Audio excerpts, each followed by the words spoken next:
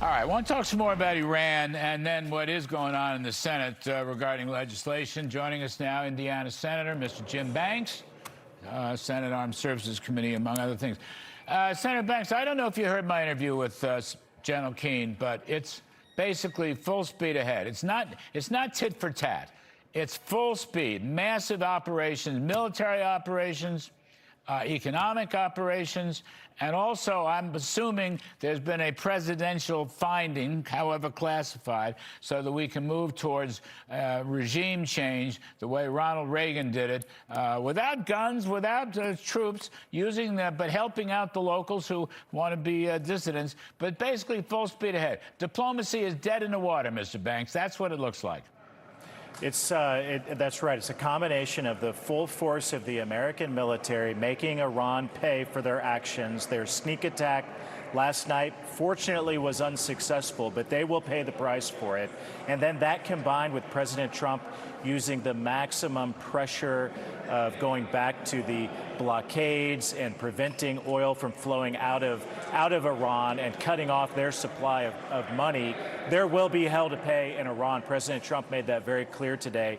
And that gets into, as well, Larry, the importance of this reconciliation bill and the supplemental bill to fund our military. That gives President Trump the strongest hand to fund the military, fund our troops, replenish our munitions stockpiles, give our military every resource they need and that the Pentagon is asking for so that the military can finish the job. That's an important piece of this puzzle, too. Well, I'm 1,000% in favor of that. Believe me, I want to refund the military, give them whatever they want.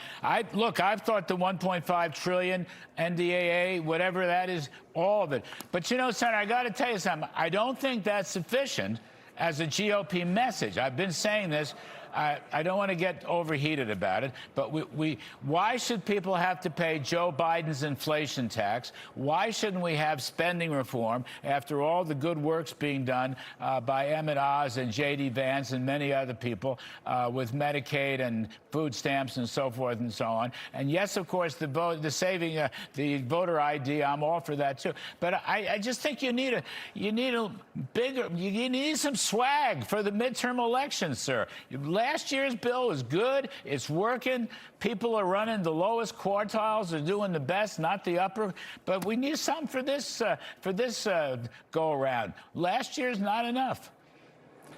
I don't disagree with you, Larry. In fact, we know that when the military and President Trump finishes the job in Iran, that gas prices will immediately go down to lower than anything that we've seen in many years.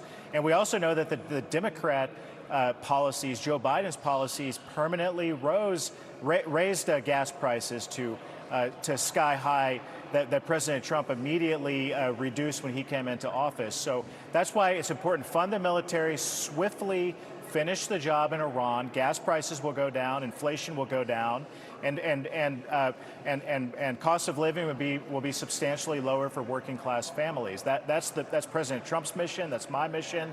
But it starts with funding the military, and that's what this reconciliation bill that includes, by the way, the Save America Act, which is great policy. It's great politics. And if we don't pass it, the politics are going to be really bad for us at the ballot box in the midterm election. I fully agree with you. But we have an opportunity, and right in front of us, James Braid, the Deputy Chief of Staff at the White House, and Russ Vought, the Director of OMB, came to our Republican Senate lunch today and laid out the pathway forward. And it's this reconciliation bill that the House passed over to the Senate. We need to pass it right now before we take a recess and get the reconciliation bill passed to fund the military, pass the Save America Act, voter ID in our elections. And if we do that, we'll win big in the midterm election on November 3rd. Yeah, so you're saying no vacay until you get the Save America Act and the rest of it.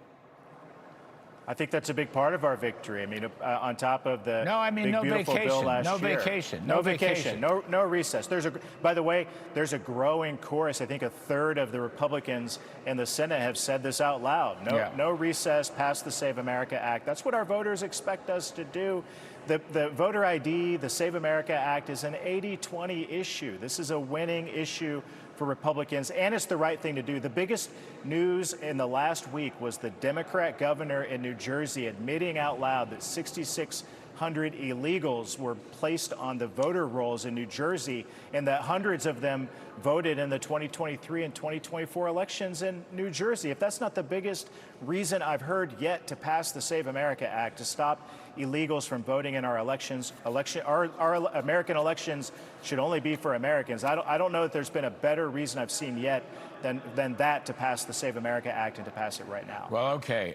Perhaps, Senator Banks, you'll keep an open mind. Why should taxpayers have to pay Joe Biden's inflation tax? That's what we're saying. Index capital gains through inflation, or else raise the exemption for home sale. You know, why should they have to pay Biden's inflation tax? Anyway, I got to jump out. Keep an open mind. I'm telling you, it polls very well. It polls very well. Anyway, it makes good common sense. Senator Jim Banks, great state of Indiana. Thank you, sir. We always